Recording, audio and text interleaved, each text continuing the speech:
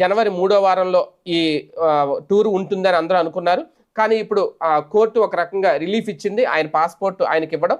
అలాగే 16వ తేదీన యూకేలో తన కుమార్తె డిగ్రీ పట్టా తీసుకునే ఆ స్నాతకోత్సవం కార్యక్రమం ఏదైతే ఉందో అందులో డిగ్రీ పట్టా ప్రధానోత్సవ కార్యక్రమం ఏదైతే ఉందో దాంట్లో పాల్గొనడానికి అనుమతి ఇవ్వడం.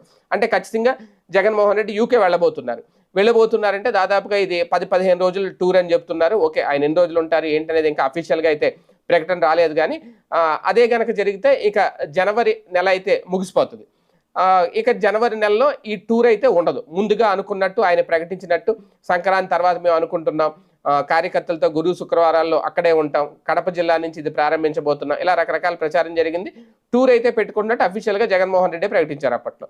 ఇప్పుడు ఒక రకంగా అది వాయిదా పడే అవకాశాలే ఉన్నాయనేది.